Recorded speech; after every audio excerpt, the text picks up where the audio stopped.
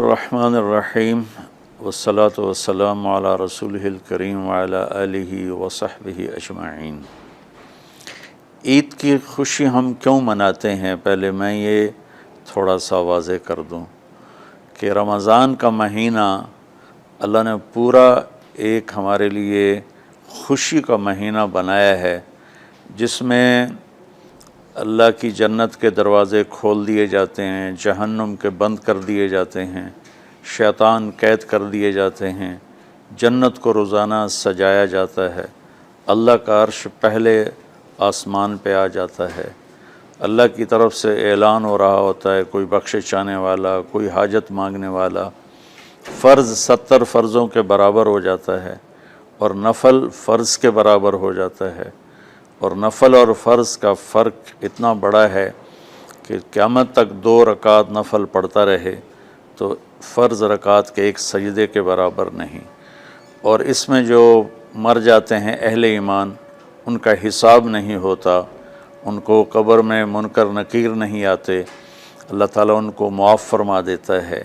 اس طرح 29 دن رات یہ سلسلہ چلتا ہے، اور آخری رات پھر اللہ تعالیٰ اعلان فرماتے ہیں کہ میرے بندوں نے رات کو قیام کیا، یعنی تراویح کی نماز پڑھی، دن میں روزہ رکھا، تو میں نے اس پر ان سب کی بخشش فرما دی۔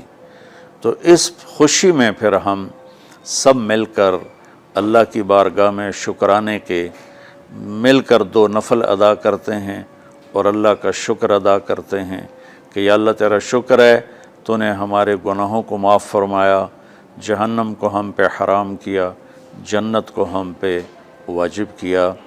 اصل تو عید کی خوشی کی یہ وجہ ہے۔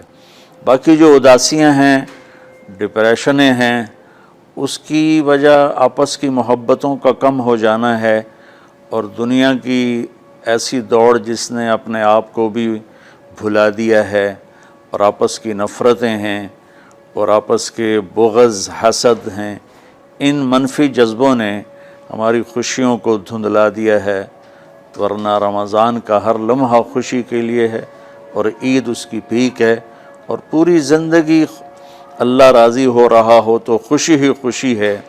ہمیں اپنے ملک سے، اپنی نسل سے آپس کی نفرتیں، حسد، بغض یہ مٹانے ہوں گے، تب جا کر ہمیں حقیقی خوشیاں حاصل ہوں گی۔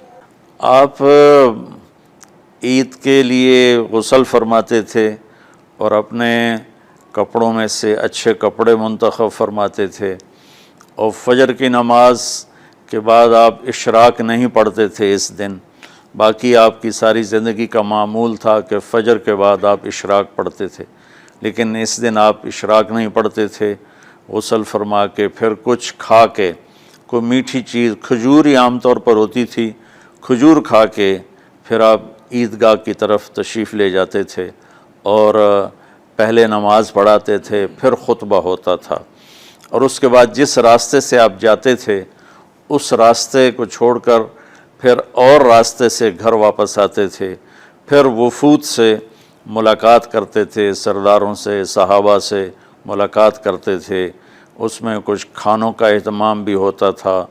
اس طرح ایک عام روٹین کی عید ہوتی تھی آپ کی، ملاقاتیں کرنا، کھانوں میں جانا اور اچھے کپڑے پہننا، سب کو خوشی سے ملنا، یہ عید الفطر پر آپ کا یہ معمول تھا۔ اسلام جاوید بھائی 2 چیزوں کا مجموعہ ہے، ایک اللہ کا حق ہے جو عبادات کی شکل میں ہے، اور ایک اللہ کے بندوں کا حق ہے جو اخلاقیات اور معاملات اور معاشرت کی شکل میں ہے۔ یہ دونوں کمپلسری پیپر ہیں، دونوں لازمی پیپر ہیں، ان دونوں میں پاس ہونا ضروری ہے۔ میری نماز اچھی ہے لیکن میری دکان پہ جھوٹ ہے تو نماز اس جھوٹ کی کمی کو پورا نہیں کر سکے گی۔ میری دکان پہ سچ ہے لیکن میں نماز نہیں پڑھتا تو میرا یہ سچ بولنا میرے نماز کی کمی کو پورا نہیں کر سکتا۔ اللہ کے نبی نے دنیا سے جاتے ہوئے 2 لفظوں میں سارا دین بتا دیا تھا۔ جب آپ کے جانے کا وقت قریب تھا تو آپ 2 لفظ دہرا رہے تھے، الصلاۃ وما ملکت ایمانکم، میری امت میرے بعد ایک نماز نہ چھوڑنا، اور ایک امت کے غریب مسکین لوگوں سے، نوکر غلاموں سے اچھا سلوک کرنا، یہ دو الگ الگ ڈیمانڈ ہیں۔ جیسے پانی پینے سے روٹی کی کمی پوری نہیں ہو سکتی اور روٹی کھانے سے پانی کی کمی پوری نہیں ہو سکتی، یہ دونوں الگ چیزیں ہیں۔ اخلاق کو عبادت کی کمی پر نہیں کر سکتی، اور عبادت کی کمی اخلاق کو اور اخلاق کی کمی کو عبادت پورا نہیں کر سکتی۔ ان دونوں چیزوں میں پاس ہونا ضروری ہے، تب جا کر ایک معتدل معاشرہ وجود میں آتا ہے۔ پوری امت اس چیز کا شکار ہے، چونکہ جب بددیانتی اور جھوٹ اور ظلم عام ہو جاتا ہے تو پھر اس میں پورا معاشرہ ہی گناہگار اور مجرم بن جاتا ہے، صرف حکمرانوں کی بات نہیں رہتی۔ یہ تو ایک سوال کا جواب موسیٰ علیہ السلام کو اللہ نے دیا کہ اللہ تعالیٰ سے انہوں نے پوچھا، یا اللہ جب آپ راضی ہوتے ہیں تو اس کی کیا نشانی ہے؟ تو اللہ تعالیٰ نے فرمایا کہ میں بارشیں موقع پر دیتا ہوں، حکومت سمجھداروں کو دیتا ہوں، پیسہ میں سخیوں کو دیتا ہوں۔ تو پھر انہوں نے پوچھا جب آپ ناراض ہوتے ہیں تو اس کی کیا نشانی ہے؟ تو آپ نے فرمایا، اللہ تعالیٰ نے فرمایا کہ بارشیں بے موقع کرتا ہوں، حکومت نااہلوں کو دیتا ہوں، اور پیسہ میں بخیلوں کو دیتا ہوں۔ تو جب معاشرے میں عمومی بگاڑ پیدا ہوتا ہے تو اس کا اثر پھر اس شکل میں ظاہر ہوتا ہے، کبھی کسی اور شکل میں ظاہر ہوتا ہے۔ اس چیز کے مجرم نہ صرف حکمران ہیں، نہ صرف بخیل لوگ ہیں، بلکہ تمام طبقات امت کی اجتماعی کوتاہی میں یہ حالات اللہ کی طرف سے پیدا ہوتے ہیں۔ اس میں ہم سارے ہی ایک دوسرے کو مجرم ٹھہرانے کی بجائے اپنے اپنے گریبانوں میں جھانک کر دیکھیں کہ تجھے کیوں فکر ہے اے گل دلِ صد چاک بلبل کی، تو اپنے پیرہن کے چاک تو پہلے رفو کر لے، وفی انفسکم افلا تبصرون۔ ہر آدمی اپنے عیب دیکھے، اپنی کمیاں دیکھے اور انہیں دور کرنے کی وہ کوشش کرے، تو پھر ایک خوبصورت معاشرہ تشکیل پا سکتا ہے۔ کہ میں اس عید کے خوشی کے موقع پر اپنی قوم سے ہاتھ جوڑ کے اپیل کروں گا کہ جھوٹ بولنا چھوڑ دیں، دھوکہ دینا چھوڑ دیں اور ظلم کرنا چھوڑ دیں۔ مذہبی نفرت نے ہمیں تباہ کر دیا، سیاسی نفرت نے ہمیں تباہ کر دیا، صوبائی قومی نفرت نے ہمیں تباہ کر دیا، آپس کی رنجشوں کی نفرت نے ہمیں تباہ کر دیا۔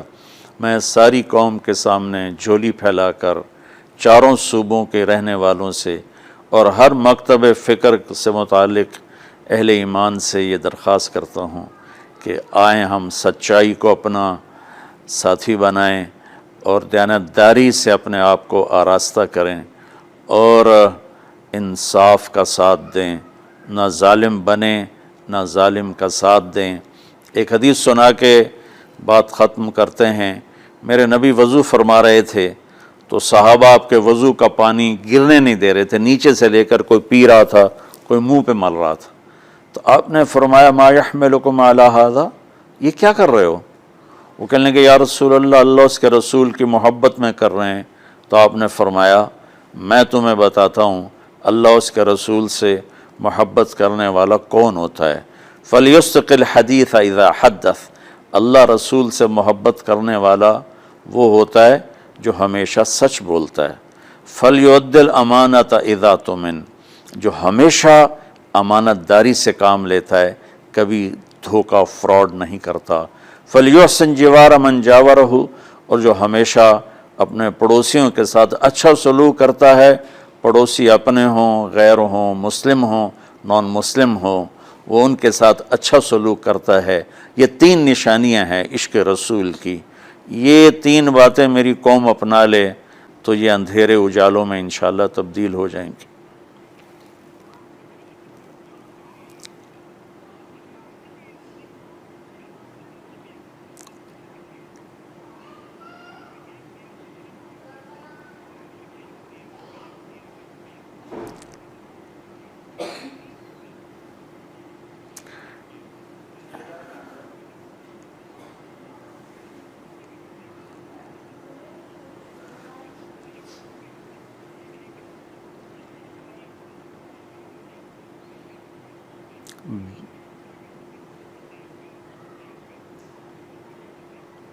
بل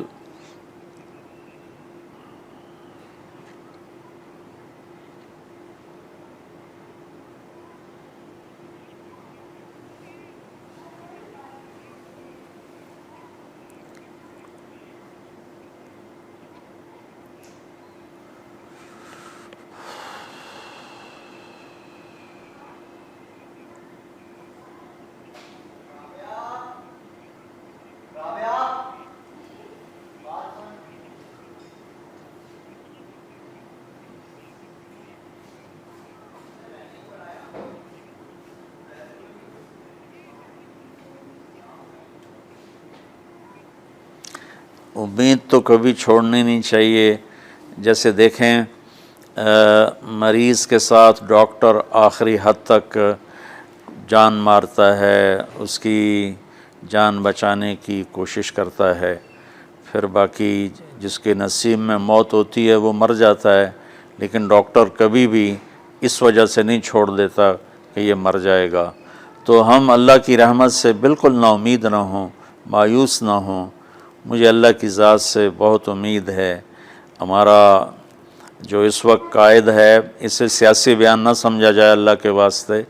میں ایک پاکستان کا شہری ہونے کی حیثیت سے اپنا تجزیہ پیش کر رہا ہوں. غلط بھی ہو سکتا ہے، صحیح بھی ہو سکتا ہے. وہ بہت مخلص محنتی آدمی ہے. تو مجھے اللہ کی ذات سے امید ہے اگر ہم سب مل کر ساتھ دیں سچائی کا، دیانتداری کا، انصاف کا، اور